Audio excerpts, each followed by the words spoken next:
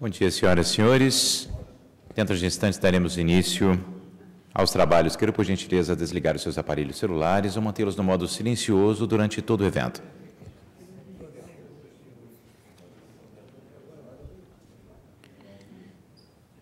Tem início a sessão solene de encerramento do 10º Seminário Ítalo-Ibero-Brasileiro. A palestra final tem como tema Caminhos do Constitucionalismo Luso-Brasileiro. Convidamos para presidir a mesa o excelentíssimo senhor ministro Gilson Dipp, vice-presidente do Superior Tribunal de Justiça.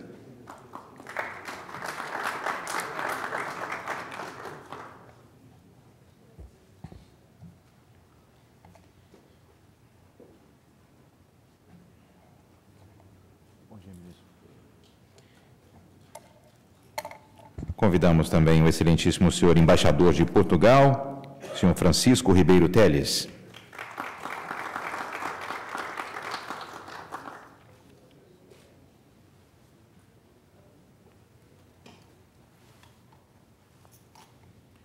O palestrante desta manhã, professor Rui de Figueiredo Marcos, catedrático da Faculdade de Direito da Universidade de Coimbra e membro da Academia das Ciências de Lisboa.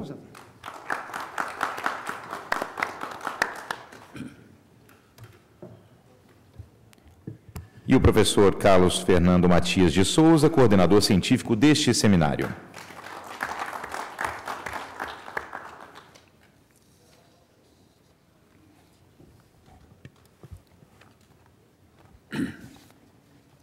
Tem a palavra o excelentíssimo senhor ministro Gilson Dipp, presidente da mesa. Bom dia a todos. Sejam novamente bem-vindos a essa casa, mesmo num sábado pela manhã. Eu disse ao professor Matias, nós não temos a cultura do sábado de manhã para eventos, mas estamos todos nós aqui dispostos, confiantes no êxito desse seminário e principalmente no conteúdo das palestras que ocorreram durante os últimos 3 dias. Eu consigno aqui a presença do senhor embaixador de Portugal, Francisco Ribeiro Teles, a quem agradecemos a presença na nossa casa, o senhor ministro Carlos Fernando Matias, coordenador científico deste seminário, aliás, coordenador eterno, não ad hoc.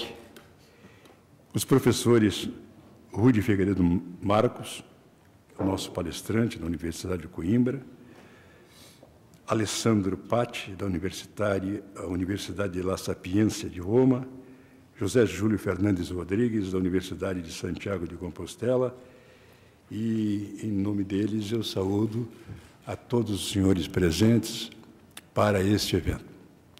Antes de passar a palavra ao professor, eu quero lhes dizer que o tema deste evento é muito significativo, porque refere-se aos 25 anos da Constituição Federal Brasileira,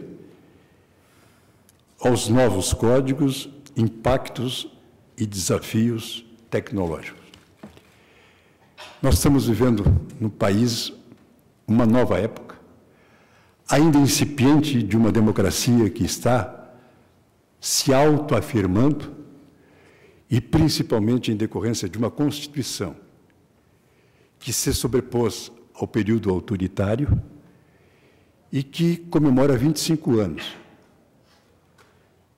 de atuação benéfica para o Estado, para a sociedade e para o cidadão. Professor Matias, é muito significativo essa nova aura de liberdade no Brasil, como de resto aconteceu em Portugal, porque neste exato momento, e ontem eu estive fazendo uma palestra para juízes criminais e para peritos criminais, sobre a perícia criminal no processo penal, no Instituto de Criminalística aqui do Departamento da Polícia Federal. E eu dizia a eles sobre o simbolismo do dia, da data e do local onde nós estávamos, naquele auditório. Porque no segundo andar daquele prédio estava sendo feita a perícia dos restos mortais do presidente João Goulart, cuja exumação tinha sido feita já alguns dias atrás e que eu presenciei a chegada a convite da Presidência da República, até por um motivo sentimental. O meu pai, Matias, foi colega de turma de João Goulart na Faculdade de Direito da Universidade Federal do Rio Grande do Sul, turma de 1939. E é uma homenagem tardia à prestação de homenagens a um chefe do Estado brasileiro que foi deposto, estando no território nacional, e seu cargo considerado vago.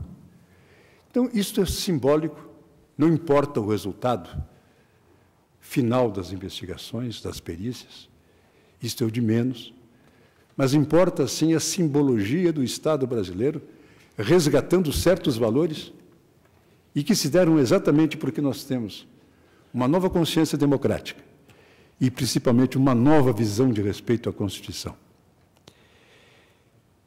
Eu falei ao Matias que não tinha visto no programa, quando se fala em novos códigos, uma referência, por mais breve que seja, ao projeto do Código Penal brasileiro que está tramitando no Senado brasileiro, cuja comissão para a elaboração, professor, do anteprojeto, eu tive a honra de integrar e presidir essa comissão a convite do presidente Sarney, o mesmo que levou Matias para o Interleges.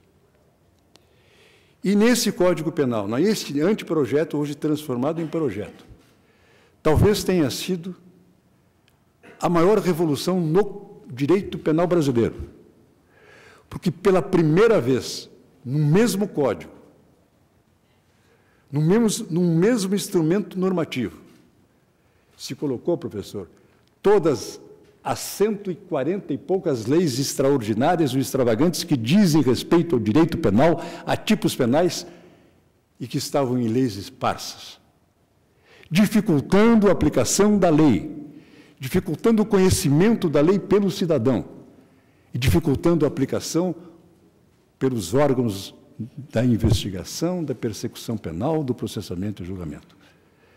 Hoje, se Deus quiser, e o parlamento assim decidir, porque é a casa do povo, nós vamos ter um código único, moderno.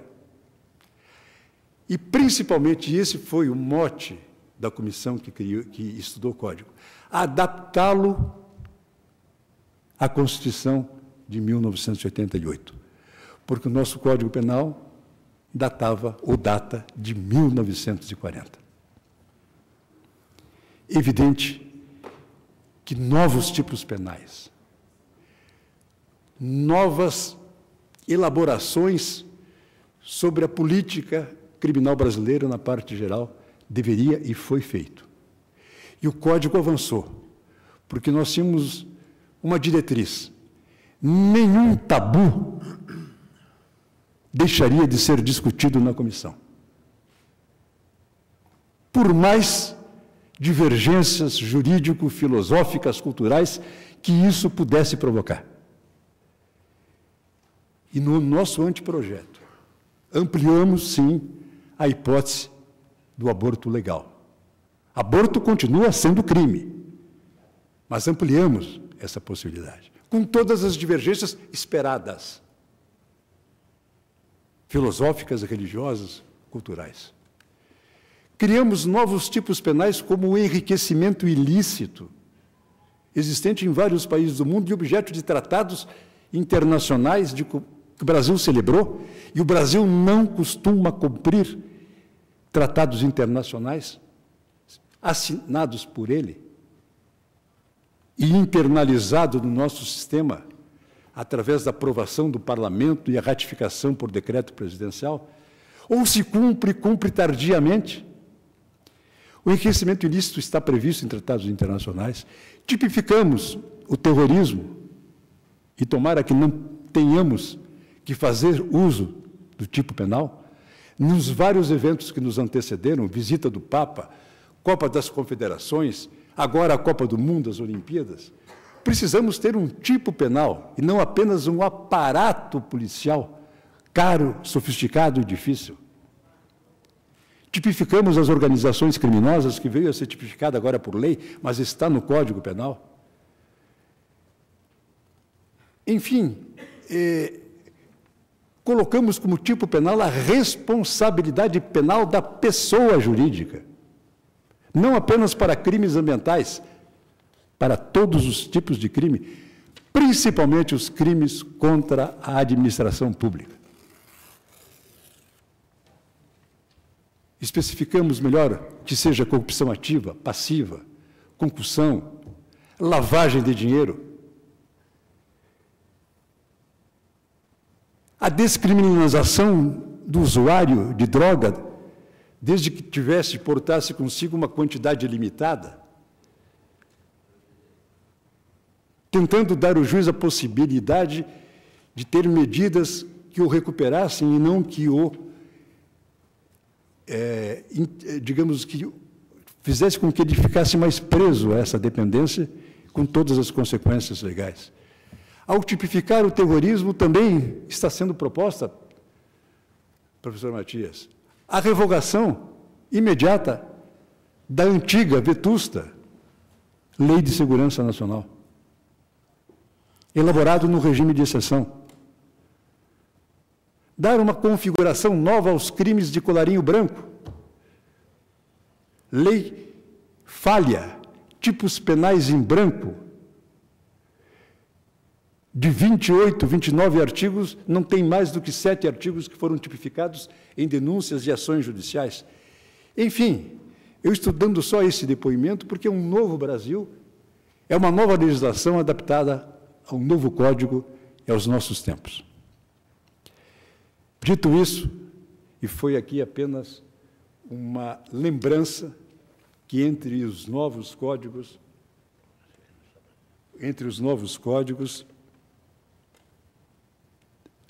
que estão adaptados à Constituição, está o projeto do Código Penal.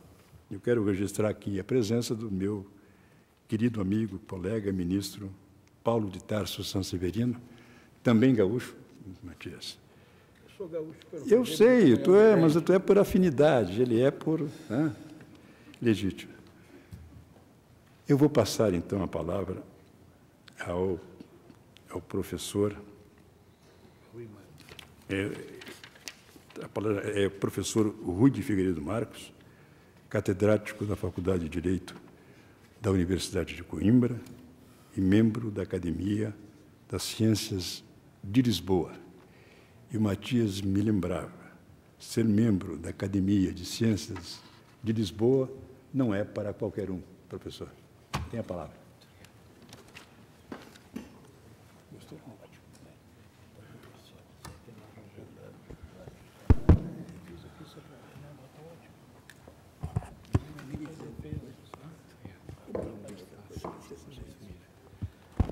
Excelentíssimo Sr. Embaixador de Portugal, eminentes ministros, Sr. Professor Alexandre Pache, Sr. Professor José Júlio Rodrigues, Srs. Doutores, ilustres convidados, Senhoras e Senhores.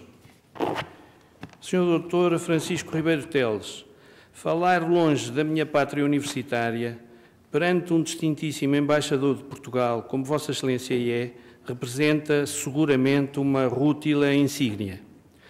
Constitui também para mim uma subida distinção, Sr. Ministro Gilson Dipp, usar da palavra numa sessão presidida por Vossa Excelência, Egrégio Vice-Presidente do Superior Tribunal de Justiça e do Conselho de Justiça Federal.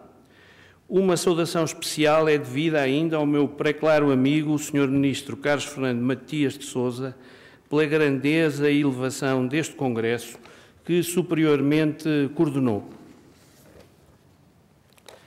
Tomando sobre mim o sábio alvitre do nosso rei Dom Duarte, intentarei manter em razoado tempo bem disposto quem me ouve. A memória conserva na mente. Comemorar implica trazer à memória. É, de certo modo, voltar a viver.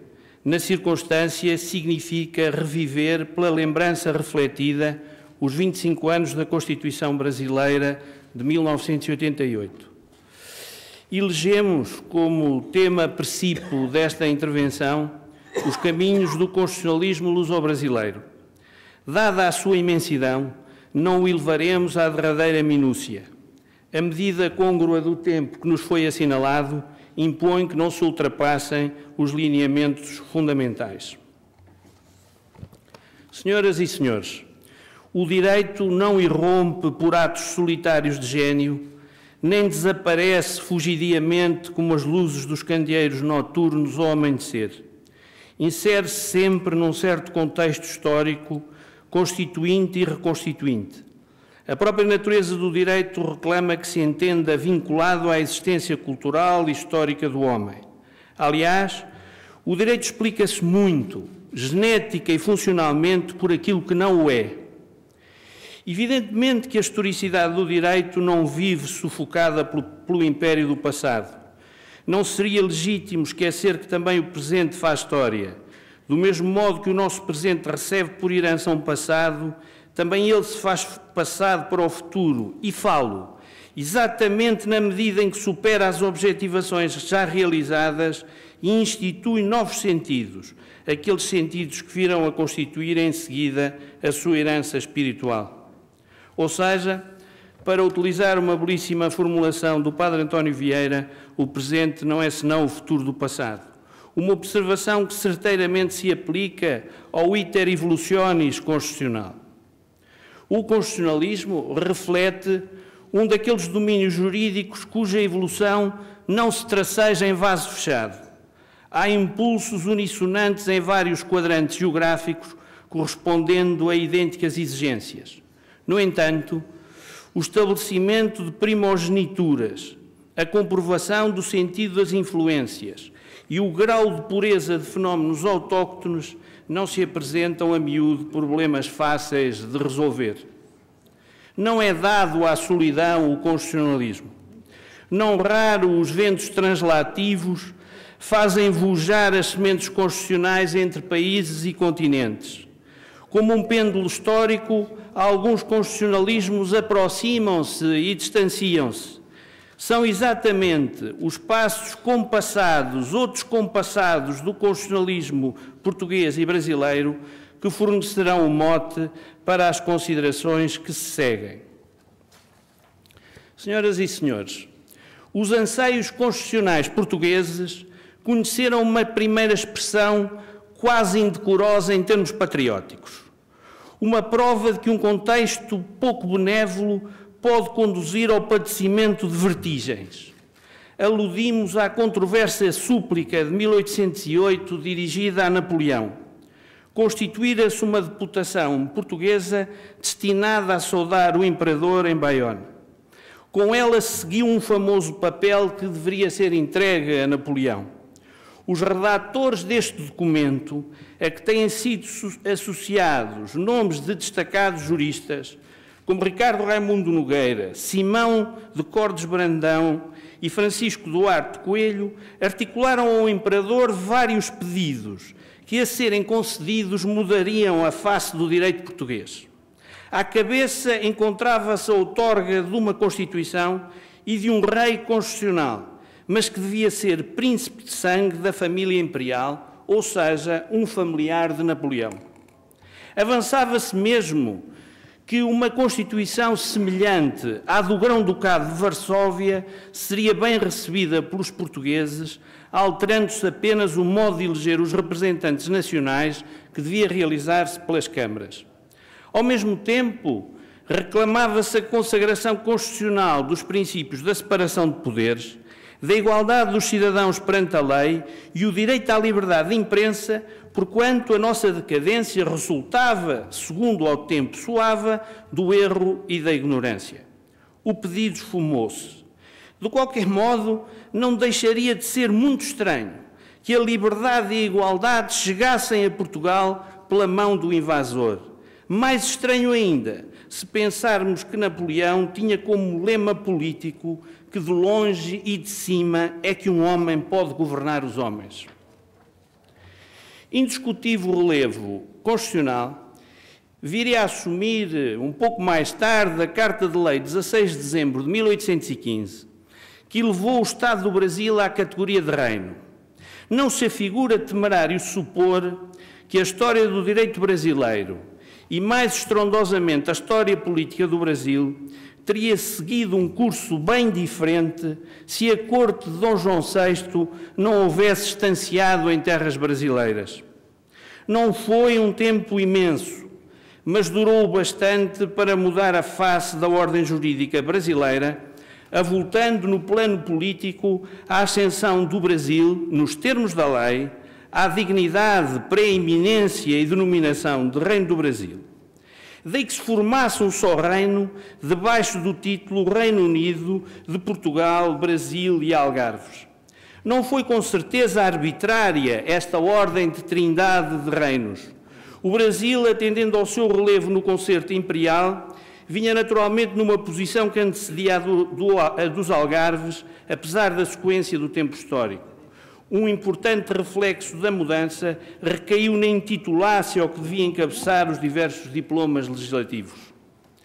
Um aspecto de subido esplendor constitucional, até pelo seu caráter pioneiro e cuja importância tem passado quase despercentida, respeita ao facto da União Real Luso-Brasileira haver sido recebida em cheio pela Constituição Portuguesa de 1822.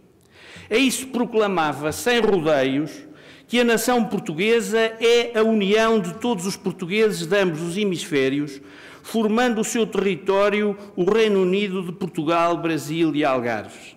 Aí se previa que, no Brasil, houvesse uma delegação do Poder Executivo, confiada a uma regência composta por 5 membros, nomeados pelo Rei, ouvido o Conselho de Estado. Um dos secretários de Estado assumiria a pasta dos negócios do Reino e da Fazenda, um outro incumbir-se-ia da Justiça e dos Assuntos Eclesiásticos, a um terceiro ficaria a pertencer à Secretaria da Guerra e da Marinha. Do lado da arquitetura vintista do Poder Judicial para o Brasil, encontrava-se a existência de um Supremo Tribunal de Justiça brasileiro, com sede no lugar onde residisse a regência do Reino e gozando de idênticas atribuições ao Supremo Tribunal de Justiça de Portugal. Também no Brasil, à imagem de Portugal, se escogitara um tribunal especial para proteger a liberdade de imprensa. A União Real constitucionalizada ficou apenas a faltar para se considerar obra acabada uma Assembleia Eletiva que funcionasse junto dos órgãos do Poder Executivo brasileiro.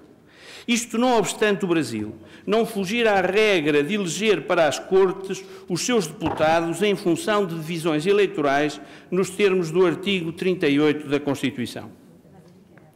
A despeito da fratura com a monarquia absolutista, a Constituição de 1822 não se coibiu de, em lance intencional de afirmação de continuidade, lançar amarras às velhas leis fundamentais da monarquia. Cansados e vagos arquétipos pré-constitucionais cingiam-se a uma função legitimadora da realeza, disciplinando o magno problema da sucessão ao trono. O certo é que o preâmbulo da Constituição de 1822 não hesitou em salientar que as desgraças públicas que oprimiam o povo português tinham origem no desprezo dos direitos do cidadão e no esquecimento das leis fundamentais da monarquia. Ora, só pelo restabelecimento destas leis, ampliadas e reformadas, se alcançaria a prosperidade do país, de feição que se decretava a Constituição política, a fim de segurar os direitos de cada um e o bem geral de todos os portugueses. Da sorte comum luso-brasileira de 1822, transitou-se para uma espécie de irmanação constitucional. Na sequência da independência do Brasil, o imperador ofereceu-lhe a sua primeira Constituição. Corria o ano de 1824. Talhava um compromisso entre os ideais liberais e a tradição monárquica europeia.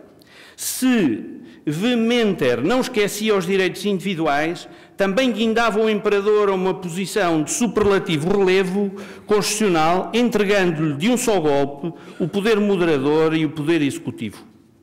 Como não se ignora, a Constituição brasileira de 1824, na esteira de Benjamin Constant, estabeleceram um quadro de poder moderador, crismado como um poder salvífico da organização política, enquanto zelador por excelência da congregação harmónica dos outros três poderes. Conheceu, porém, críticos demolidores. Um deles foi o prestigioso Lentre de Coimbra, Marnoque e Sousa, o qual, sem rebuço, reputou o poder moderador como desvirtuante do desejado equilíbrio. Em abril de 1826, ainda no Rio de Janeiro, Dom Pedro reborou a Carta Constitucional Portuguesa. Com o mesmo pai, não admira que a Constituição Brasileira de 1824 e a Carta Constitucional de 1826 apresentassem uma fraternal comunhão de pontos de vista. Do poder moderador ao regime de revisão, assente em votação pelas Cortes e sancionado pelo monarca. Seguiu-se um período de sobressaltos constitucionais, quer em Portugal, quer no Brasil. Do lado brasileiro, o ato adicional de 1834 extinguiu o Conselho de Estado e, do mesmo passo, dotou as províncias de assembleias legislativas. Em 1841, reapareceu o Conselho de Estado. A adoção do sufrágio direto em 1881 e a abolição da escravatura em 1888 constituem pontos cintilantes da rota constitucional oitocentista no Brasil. Em Portugal, os tumultos políticos repercutiram uma tremenda efervescência constitucional. A Carta de 1826 nasceu e morreu 3 vezes. A Constituição de 1822 foi repristinada em 1836. Surgiu, envolvidos 2 anos, uma nova Constituição, a Constituição de 1838. Reposta à Carta Constitucional em 1842, as 4 alterações que viria a experimentar ao longo do tempo conseguiram transportá-la até ao alvorecer da República.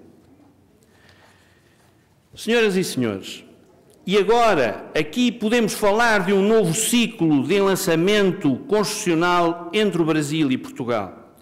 Primeiro, irradiando do Brasil para Portugal, na medida em que a implantação da República chegou mais cedo ao Brasil do que a Portugal. Não admira, pois, que a Constituição brasileira de 1891 conhecesse uma importante projeção na Constituição portuguesa de 1911.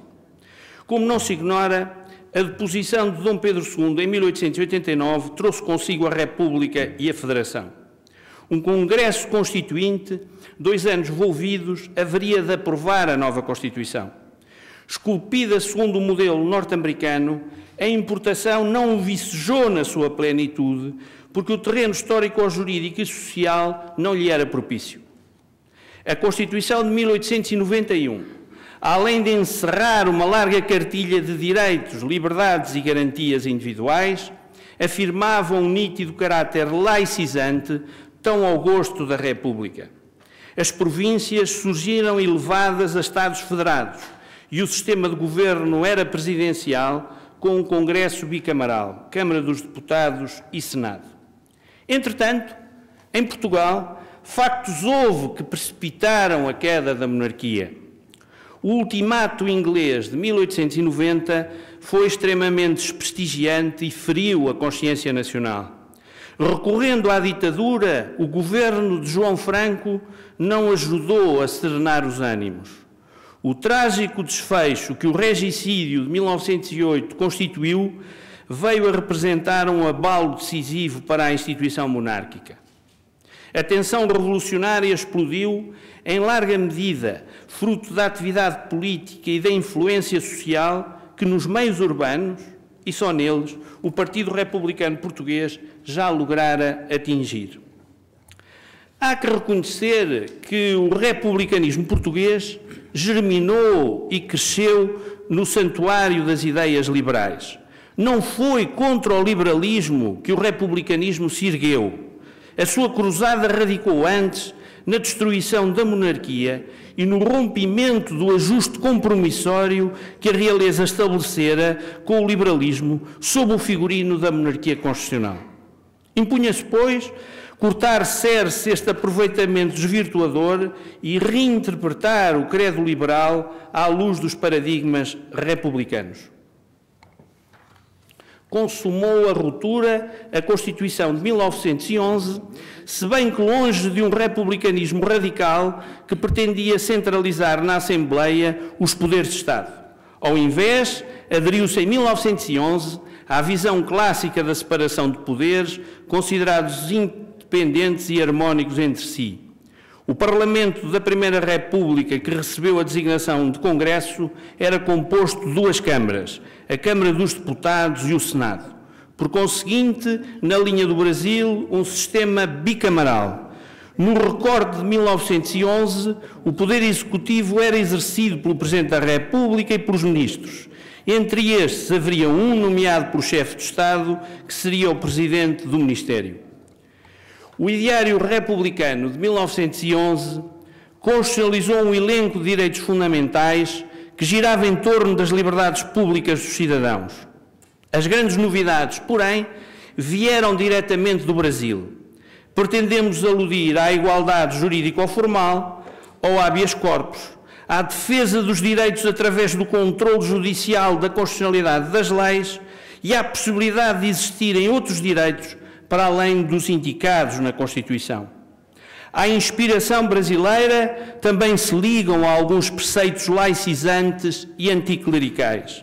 Em Portugal, o arrebatado anticlericalismo foi levado ao extremo. Houve quem vaticinasse que se poderia acabar com a religião em 2 gerações.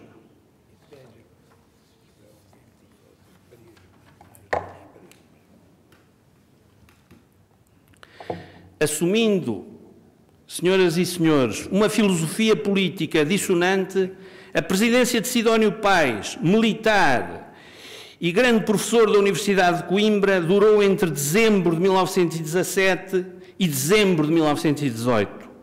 Tempo suficiente para que um pensado sidonismo constitucional, que nasceu envolto no manto de ilegitimidade, já que promoveu a alteração da Constituição de 1911 através de decretos eleitorais. O sidonismo não se aquietou com o alargamento do sufrágio universal, uma promessa não cumprida do velho republicanismo português. Este não bastava para assegurar a genuína representação dos interesses diferenciados do agregado nacional. Sidónio Pais constitucionalizou o pluralismo social através da adoção do princípio da representação especializada. No Senado tomaria assento a representação regional e das diversas categorias profissionais, enquanto à Câmara dos Deputados se reservava a representação política em toda a sua pureza. Foi, pois, Sidónio Pais que lançou as sementes do corporativismo que iriam vicejar no consulado de Oliveira Salazar. O constitucionalismo sidonista promoveu também uma forte presidencialização do regime ao ponto de se tornar conhecido como Presidente-Rei. Sidónio Pais foi assassinado em plena estação do Rossio, em Lisboa, no dia 14 de dezembro de 1918. Idolatrado pelos homens e adorado pelas mulheres, o grande poeta Fernando Pessoa traçou dele, à força de tanta admiração, a imagem de um Dom Sebastião que poderia regressar feito outro. Na verdade, em 1920, poetava assim o sublime Fernando Pessoa em memória do Presidente-Rei Sidónio Pais. Tornará feito qualquer outro, qualquer coisa de nós com ele, porque o nome do herói morto ainda compele.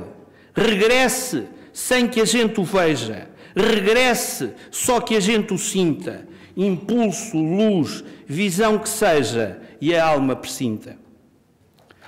Senhoras e senhores, conheceu o Brasil ao longo do século XX 5 constituições, ou 6, se considerar a emenda número 1 de 1969 como uma Constituição autónoma, sem esquecer a reforma que em 1926 retocara a Constituição de 1891. Foi precisamente no ano de 1926 que em Portugal estalou a Revolução de 28 de Maio, da qual veio a emergir o Estado Novo e a Constituição de 1933. No Brasil, em 1937, irrompeu o Consulado de Vargas sob a coincidente intitulação de Estado Novo. Da primeira metade da centúria passada, o entretecimento constitucional luso-brasileiro radicou a todas as luzes nas marcas que a Constituição Portuguesa de 1933 transmitiu à Constituição Brasileira de 1937. Já a sopros norte-americanos, percorreram os trilhos das Constituições de 1934, de 1946 e de 1967. É muito interessante que o quadro histórico brasileiro pintado no preâmbulo da Constituição de 1937 bem poderia ter sido esboçado por um português no ocaso da Primeira República. A mesma violenta desordem social colocando o país às portas de uma guerra civil. O mesmo funesto jogo partidário, a mesma agudização dos conflitos ideológicos, o mesmo espectro da infiltração comunista, o mesmo caos financeiro reclamavam um forte reforço da autoridade. Assim aconteceu em ambos os países. A Constituição do Estado Novo, na história constitucional portuguesa, tornou-se a única a recorrer a um plebiscito nacional como forma de exercício do poder constituinte. Decorreu em março de 1933. Em vez da representação individualista, a Constituição de Salazar acolheu o princípio da representação orgânica, reconhecendo os elementos estruturais da nação. Era preciso dar voz aos grupos naturais e imprescindíveis à vida individual e política. As famílias, as corporações morais e económicas e as autarquias locais. O Estado corporativo colocava-se em harmonia com a constituição natural da sociedade. Em coerência, instituiu-se uma Câmara Corporativa que integrava técnicos, representantes dos interesses administrativos e das atividades corporativamente organizadas. Estribada numa tecnocracia de pendor legislativo, competia-lhe dar parecer sobre propostas ou projetos de lei que viessem a ser submetidos à Assembleia Nacional. Dado o seu valor intrínseco, os pareceres da Câmara Corporativa influenciavam muito o processo legiferante. A organização corporativa adquiria, assim, relevância política. O Estado português, além de corporativo, pretendia-se forte e eficaz. Uma ideia que encerrava diversas vertentes constitucionais. Um executivo estável, não dependente do órgão legislativo.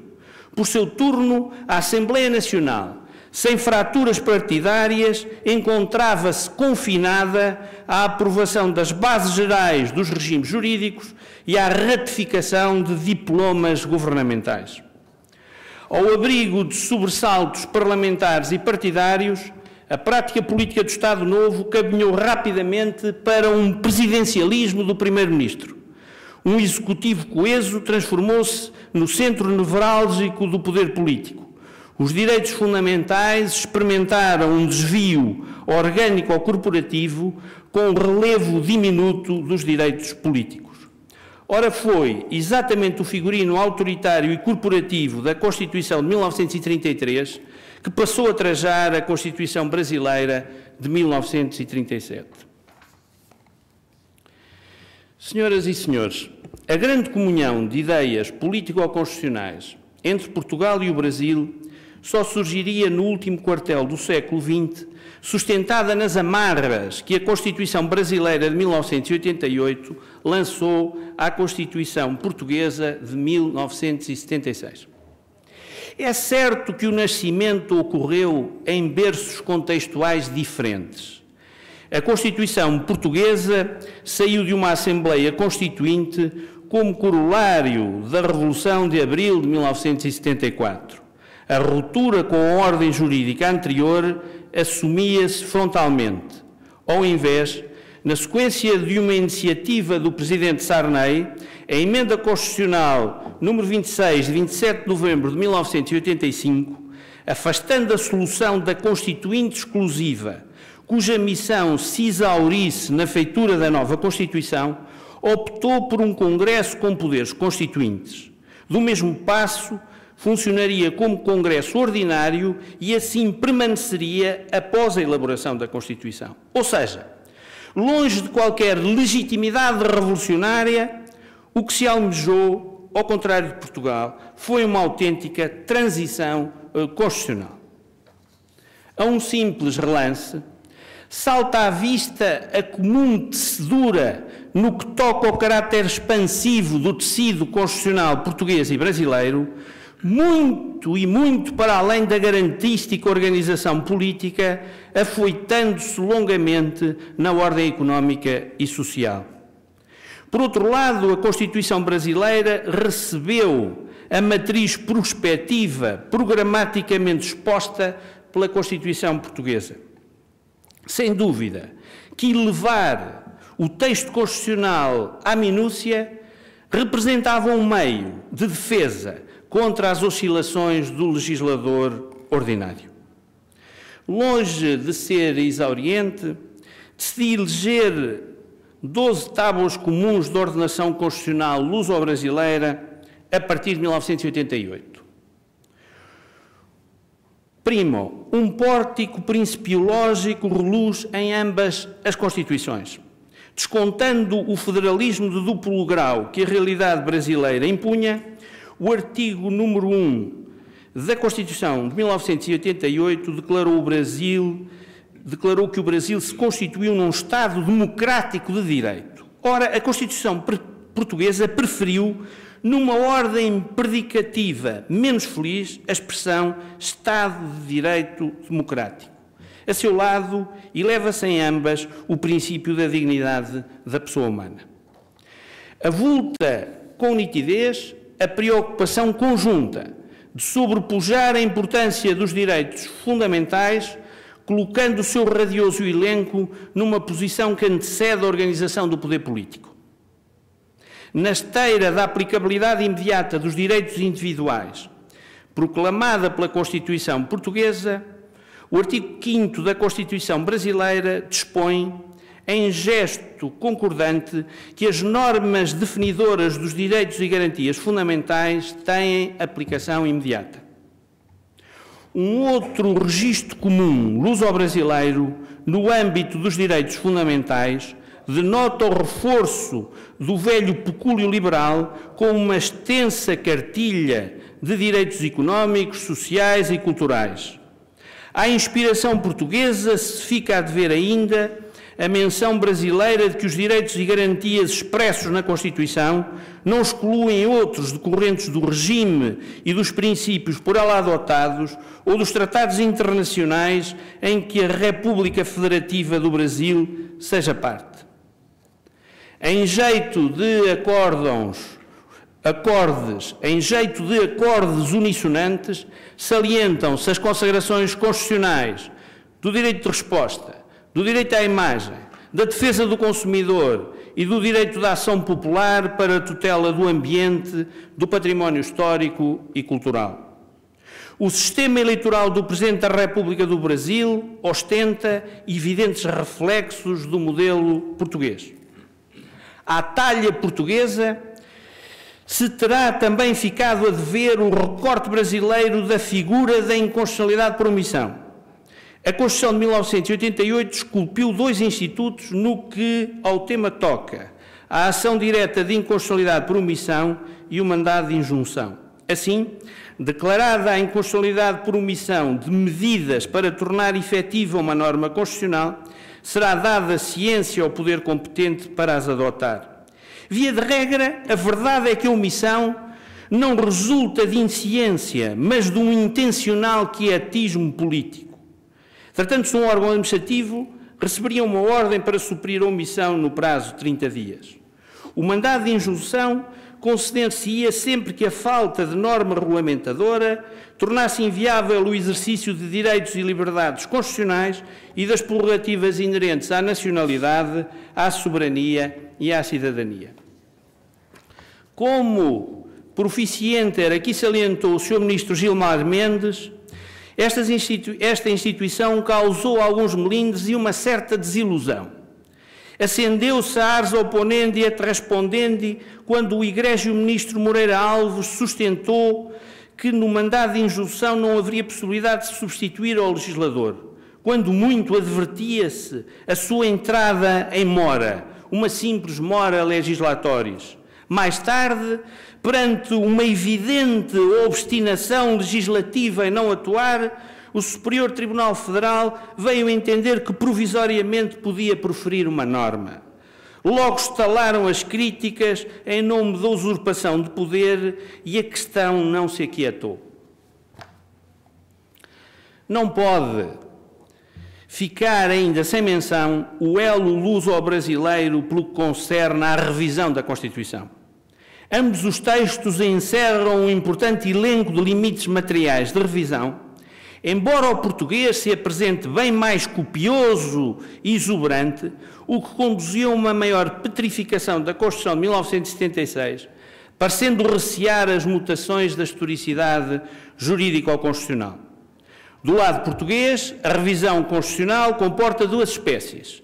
A ordinária, a ter lugar quinquenalmente, em que as modificações carecem de uma aprovação por maioria de 2/3 dos deputados, e a extraordinária, suscitada em qualquer momento por maioria de 4/5 dos deputados em efetividade de funções.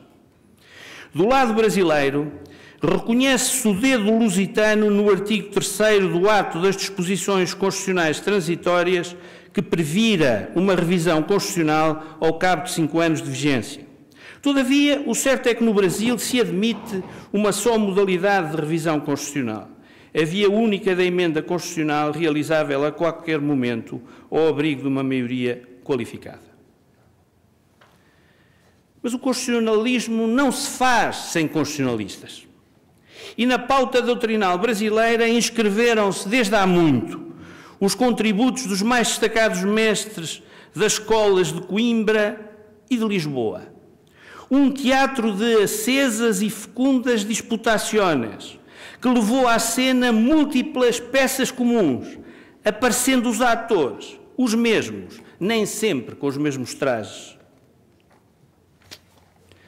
Senhoras e senhores, o tempo insubmisso à abstração ordenadora que o homem quer dele fazer, torna-se força incoercível de corrosão no mesmo terno sussurro da morte que devagar rói e desfigura à medida que mansamente se aproxima.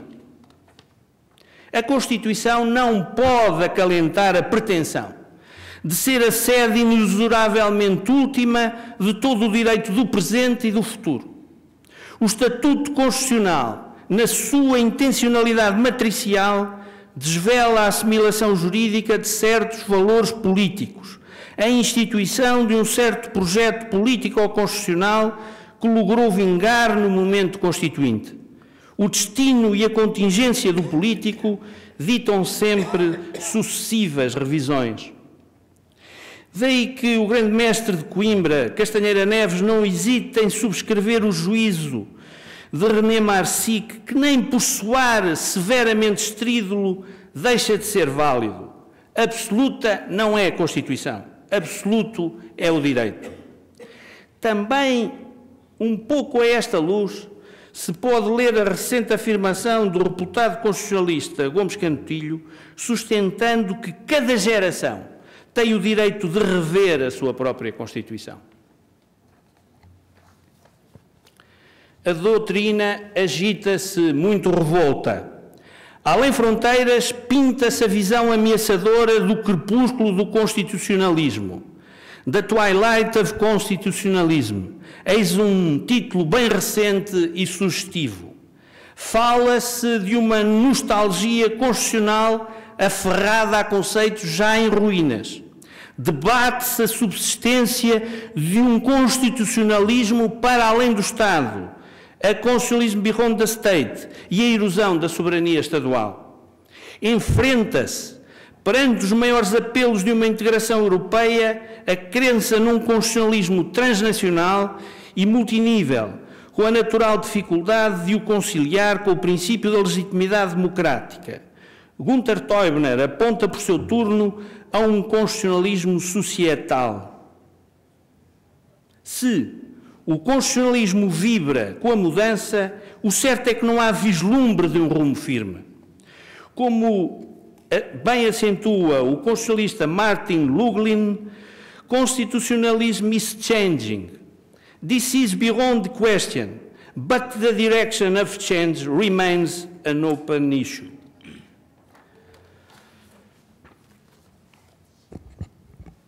Senhoras e senhores, no nosso país navega-se entre a crise da Constituição e a necessidade de uma Constituição para a crise.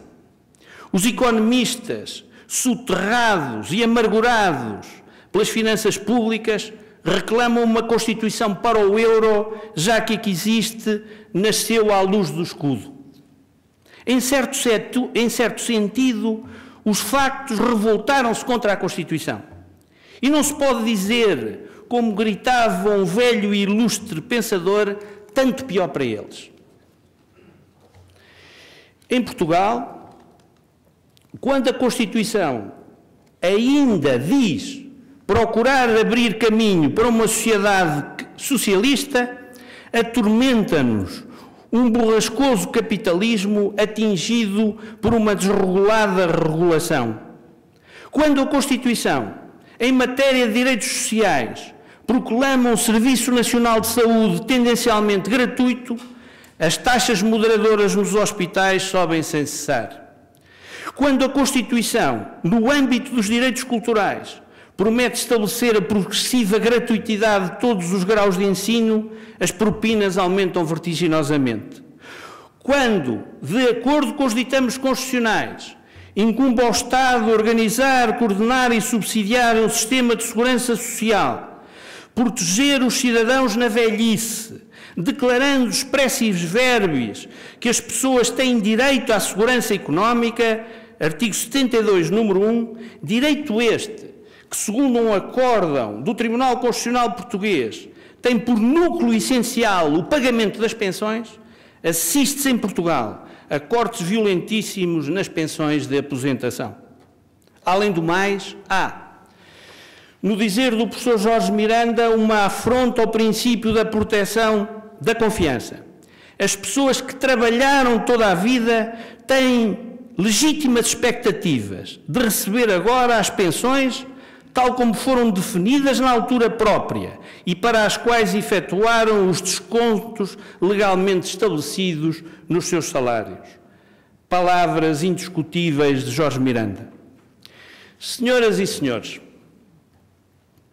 a agonia do Estado Social magoa.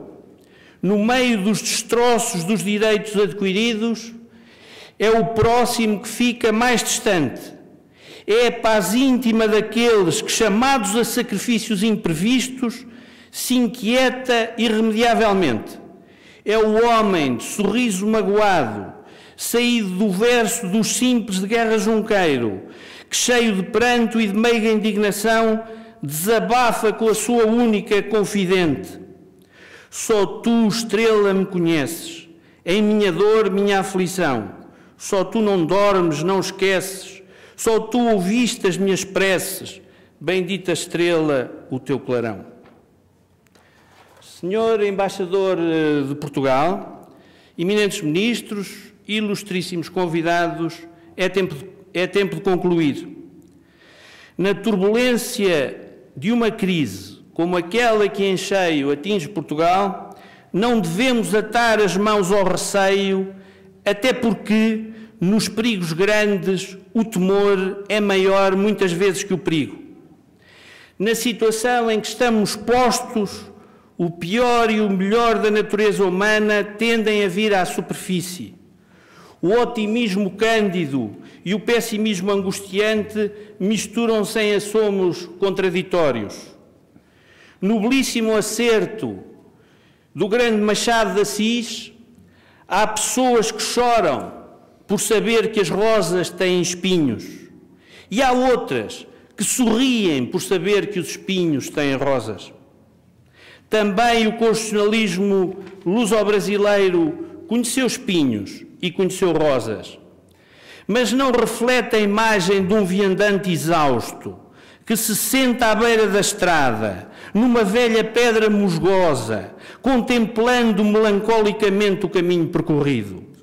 Pelo contrário, o seu rosto exibe a alegria e a frescura das rosas, que lhe irão permitir dar passos rútilos em direção ao futuro. Com os preciosos contributos de Vossas Excelências, assim será, disse.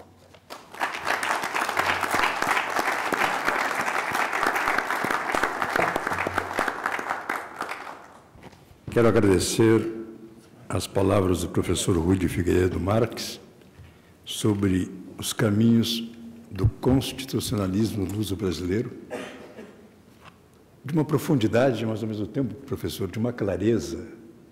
E depois eu gostaria de ler o texto, porque é uma lição do caminho que percorreu o país mãe e o país filho. Porque os nossos interesses, as nossas vicissitudes são comuns. E as nossas constituições também são constituições que vieram trazer luz à democracia de um e de outro país, com todos os entraves que essas constituições modernas implicam na garantia dos direitos individuais, na solução da, infelizmente, grave crise econômica por que passa Portugal, e as reivindicações muitas vezes são acima ou aquém do que a própria Constituição possibilita. Então, é uma lição para nós espetacular do caminho traçado por esses dois países irmanados eternamente. Eu quero passar a palavra ao professor Carlos Matias para conduzir a cerimônia de encerramento. Muito grato, eminente ministro, vice-presidente desta casa, presidente desta mesa, Gilson Lângaro. Eu estou enfatizando, meu querido, todo mundo conhece o ministro Gilson Dipp, mas temos que também que ele é lângaro, para que os italianos saibam que ele é ítalo-gaúcho brasileiro, ou ítalo ibérico brasileiro e sírio, porque Tarkan árabe, tem que ser Dipp que é árabe. Mas devo uma explicação à Sua Excelência, que com toda a oportunidade, com a oportunidade de sempre, enfatizou até uma lacuna do nosso seminário não ter tratado das tendências, novas tendências do direito penal, em que Sua Excelência aqui magnificamente sintetizou grandes linhas do que será o nosso Código Penal muito em breve. Mas eu queria dizer que foi o primeiro o item a ser pensado foi exatamente a reforma do Código Penal.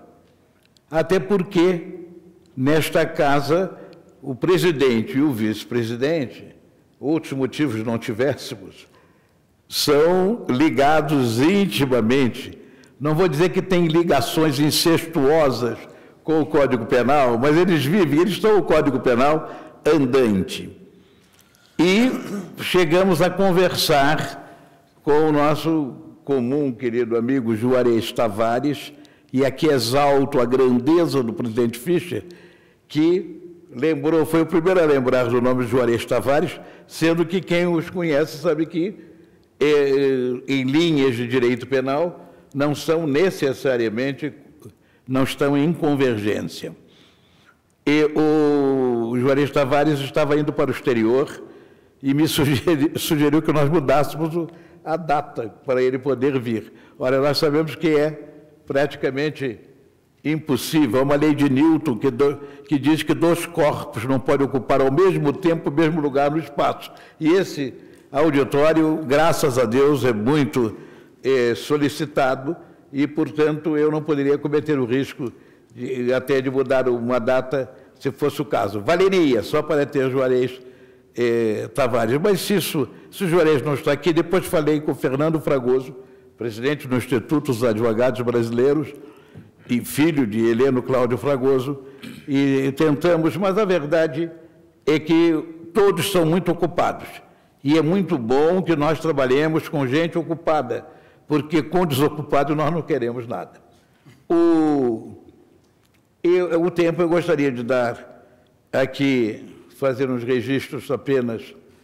Eu vejo aqui, saudaria as senhoras presentes, na figura da jornalista e radialista Lúcia Garófalo, que está sempre nos acompanha e põe a rádio à nossa disposição, a rádio ouvida.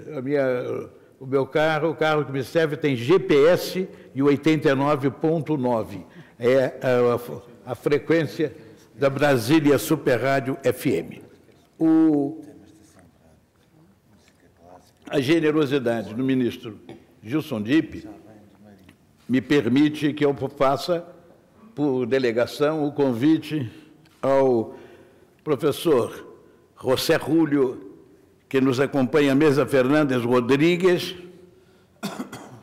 e o professor Lourenço Pache, para que nos acompanhe à mesa de encerramento. Queria fazer uma pequena, não sei se agrido a presença, com afeto agrido aqui a modéstia do ministro Gilson Dipp. Em Portugal, brinca-se dizendo que a diferença entre Deus e o presidente Mário Soares é que Deus está em toda parte e o Mário Soares já esteve, portanto, de tanto que ele se mobiliza. Poderíamos transportar isto com o ministro Gilson Dipp. Quando muita gente acha que eu faço coisa demais, eu digo que vocês não conhecem o ministro Gilson Dipp. A sua enorme contribuição na legislação extravagante de direito penal, crime de lavagem de dinheiro, leis de proteção de testemunha, naquilo que, se ele não presidiu, não orientou, não redigiu, foi consultado. Teve, na comissão da reforma do direito penal brasileiro, ele substituiu o ministro Hamilton Carvalho, quero crer, não, aquele é processo. De processo e ele de direito penal. Depois, na Comissão da Verdade, na Corregedoria do Conselho Nacional de Justiça, que não é brincadeira, é uma missão delicada, enfim, são autênticos desafios que o nosso querido ministro Gilson Lângaro Dipp tem dado, quer dizer, um homem que veio a vida a serviço. E isso tudo, aliás, comprometendo, às vezes, a sua própria saúde, que, pela graça de Deus, está aqui plenamente restabelecido. Eu gostaria de fazer, antes de pedir à técnica que botasse o depoimento de Filipe Vari, do diretor da Faculdade de Direito da União Europeia, filho de Máximo Vari, que é o homenageado de honra deste seminário, de fazer o registro que nós recebemos mensagem de juristas expressivos da Itália. Não vou lê-las, mas o presidente da Corte Constitucional Italiana, o secretário da Corte Constitucional Italiana, o presidente da Corte de Contas da Itália, o secretário-geral da Corte de Contas. Mas por que Corte de Contas? Porque na Itália a Corte de Contas integra o judiciário. Então, creio que em Portugal também integra. Não é? E ele foi o juiz da Corte Constitucional Italiana, oriundo da Corte de Contas, ainda que seja foi um enorme constitucionalista, mas, portanto, e ainda da Corte de Contas da União Europeia e do secretário da Corte de Contas Europeia. Todos mandaram mensagens e eu me poupo de fazer os registros sobre os elogios feitos ao seminário. Mas, como diz o livro do Eclesiastes, é tempo de encerrar.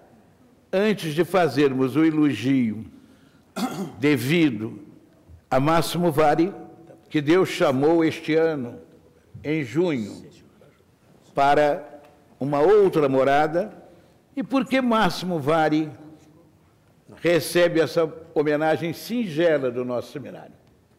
Porque ele, nos últimos 18 seminários, e eu já brinquei aqui dizendo que isso aqui não é como um homem que calculava. Como 18, se nós estamos no 10º? É porque nós tivemos, antes dos seminários Ítalo-Ibero brasileiro, nós tínhamos o seminário Roma-Brasília, que foram 21 seminários. Esse ano é o 31º seminário, sem nenhuma interrupção, pela graça de Deus. E é o 18º que se faz aqui, neste auditório, neste nobre auditório, mostrando que quando se chama o Superior Tribunal de Justiça de o Tribunal da Cidadania, não é um elogio gratuito, é porque as suas portas se abrem também, não é só para fazer justiça, mas para alimentar o direito, que é o grande ingrediente da justiça. Portanto, eu pediria agora à técnica que tivesse a bondade de projetar uma mensagem, tanto a Maria Pia Baccari Vari, grande professora de Direito Romano na Itália, viúva de Máximo Vari, quanto Filippo Vari, diretor da Faculdade de Direito da Universidade Europeia, e, não podendo vir, mandaram esta mensagem, uma pequena mensagem.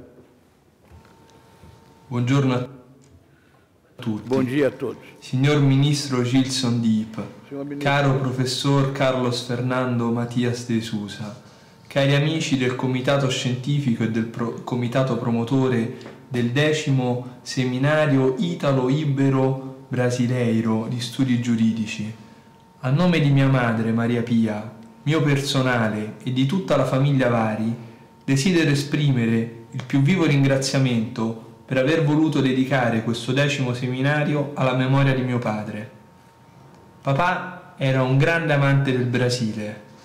Era certo che il futuro del mondo avrebbe visto un ruolo luminoso per il Brasile e si era impegnato tanto negli anni, grazie all'amico Carlos Fernando Matias e grazie agli amici che Carlos gli aveva presentato, per promuovere nel Brasile la tutela dei principi non negoziabili.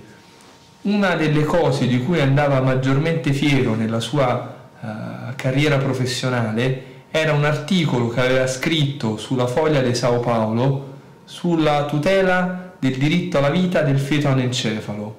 Allora io sono certo che papà dal cielo è felice di questa iniziativa, è grato per averlo voluto ricordare in maniera così significativa e auspica che questi seminari vadano avanti e che si intensifichino i contatti tra l'Europa e il Brasile grazie a questi incontri di studio dove al centro c'è l'uomo, la sua dignità e i principi non negoziabili. Grazie.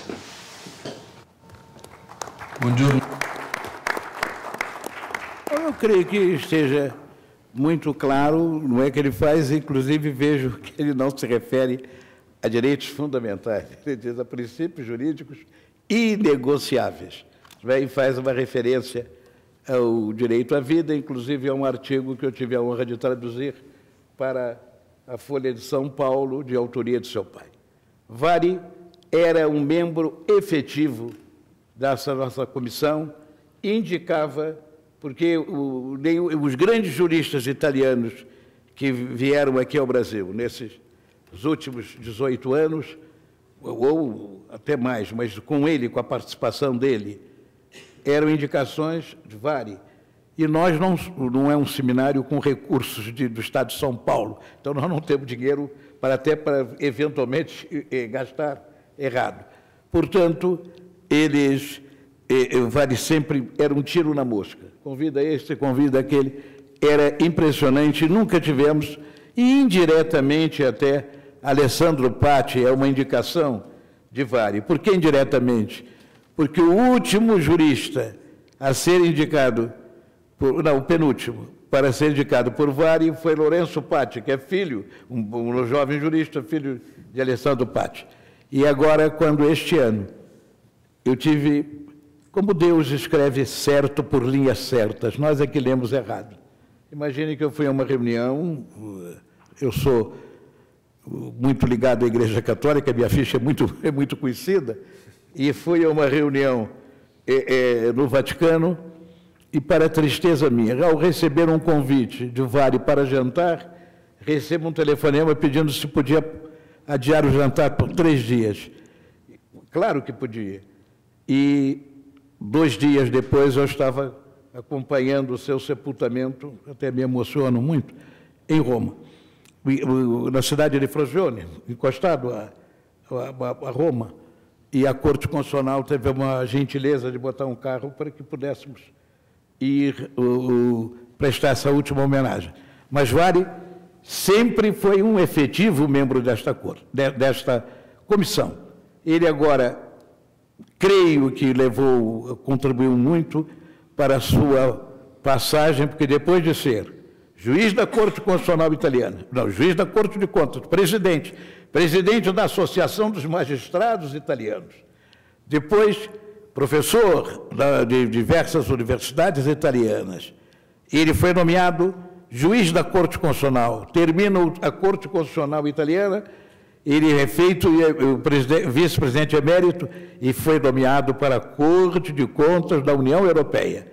Aliás, um prêmio, um grande posto, um grande cargo, em Luxemburgo. Tive o prazer de visitá-lo 2 vezes. Mas ele foi convocado da Corte de Contas para ser vice-ministro, subsecretário do governo Monti, que era um governo só de notáveis. A Itália, para resolver a crise, foi convocar a todos os professores do mais alto nível da Itália, o próprio Monti, um professor da Universidade de Milão, para fazer um concerto neste momento, um tanto quanto difícil, porque passam alguns países da Europa, mas sairão, porque a Europa é eterna, e já estão saindo. A verdade é que Vari foi ocupar esse posto de subsecretário, chegava muito tarde, penso que ele se consumiu. Dizem que a vela, ela se consome para iluminar, ela vai se destruindo para iluminar os outros. Eu acho que Vari, ele foi um grande empréstimo de Deus para enquanto esteve aqui na Terra. Lembro-me palavras do cardeal Ré, que celebrou, presidiu as suas exéquias. Para quem conhece na hierarquia da Igreja e conhece o cardeal Ré, quer dizer, o decano dos cardeais, quer dizer, em termos de hierarquia, só o subsecretário ou o Papa poderia estar ali. E ele disse, não chorem. O Vari hoje esteve conosco, hoje ele está se encontrando por aquilo que ele tanto perseguiu, pelo caminho que ele perseguiu. Não tenho dúvidas que ele está olhando por todos nós. e continua na nossa comissão como in memoriam. Mas nós já estamos com 3 membros in memoriam, faltam 4. E eu disse ao Fontes de Alencar, Fontes, eu já estou ficando preocupado. Eu acho que já é tempo de nós repensarmos isto. Querido presidente Gilson Dipp, foi querido. Ele deve ser gremista ou internacional? Colorado, ele é colorado. Eu não entendo nada de futebol. Mas eu sei que o Clube de Regatas do Flamengo, no Rio de Janeiro, se diz que é o mais querido. Pelo menos do coronel-chefe, também aqui do cerimonial, meus auxiliares, do Paulo, porque eu estou cercado de flamenguistas por todos os lados. Mas no Rio se diz o mais querido, quer dizer, o Clube de Regatas do Flamengo. O nosso Dipp é colorado, mas no nosso coração, ele está equiparado ao Clube de Regatas Flamengo. Agora, não conte muito com a minha torcida, porque eu não entendo nada de futebol. Diz o Nelson Rodrigues, cujo centenário nós comemoramos este ano, diz que uma dondoca vai ao Maracanã e pergunta para o seu condutor, quem é a bola? Eu estou quase nisso em matéria de futebol. Agradeço ao STJ, aos nossos copatrocinadores, sem o que isso não era possível. A Embaixada de Portugal, como a Embaixada de Portugal nos ajudou tanto. Todos os nossos amigos viajaram confortavelmente, os bilhetes foram adquiridos pelos nossos patrocinadores e categoria econômica, que é o nosso orçamento. Não é isso? Nós não fizemos opção pelos pobres, o seminário fez opção pela pobreza. Então, o que é mais grave? E, graças à nímia gentileza do senhor embaixador de Portugal, que está aqui, foi conseguida um upgrade para todos. Somos eternamente gratos, senhor embaixador.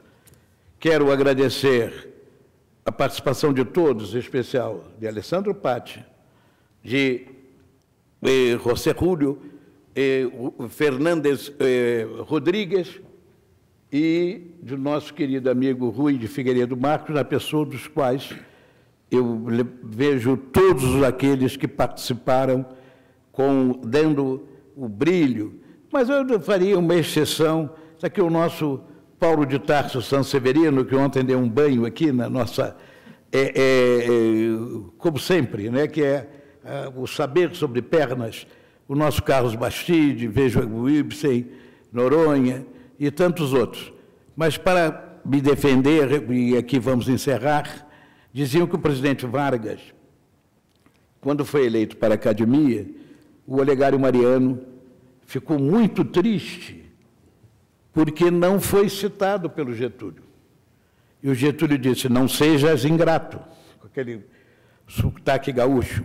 Eu não disse, e demais acadêmicos presentes, e tu foste o primeiro que eu me lembrei entre os demais acadêmicos presentes. Portanto, e demais queridos amigos que colaboraram.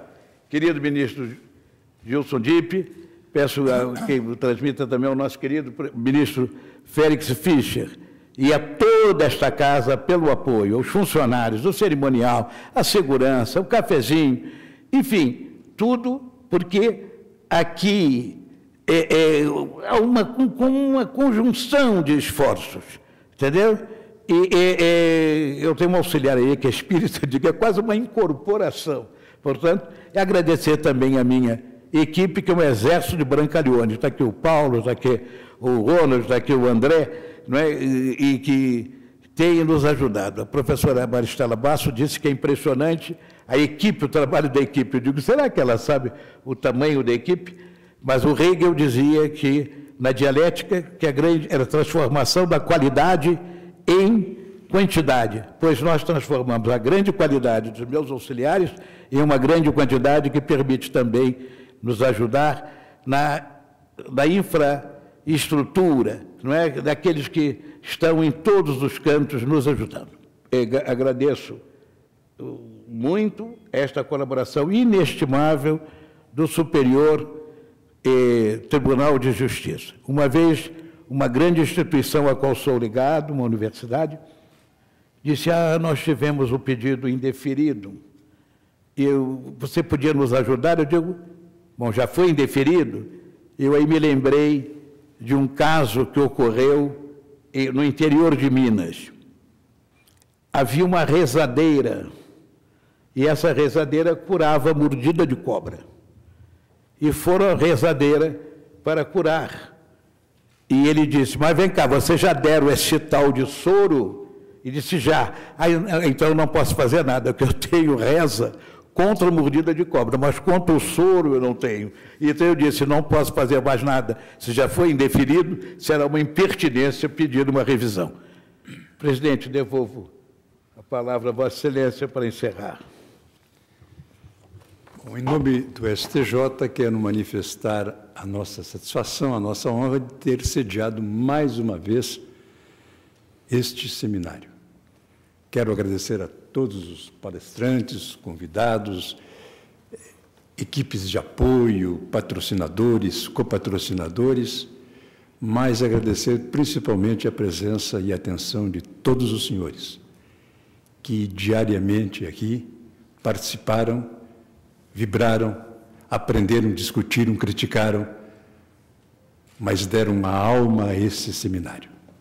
E isto é o sucesso que nós esperamos com esse tipo de evento. Professor Matias, em seu nome, saúdo a todos, agradeço a todos e declaro, se é que eu posso declarar, encerrado o 10º Seminário Ítalo-Ibero-Brasileiro de Estudos Jurídicos. Até a próxima. Os certificados, presidente, eu peço a ver, certificados como serão entregues via internet, perfeito? E aqueles que tiverem qualquer dificuldade, aí só nos ligar.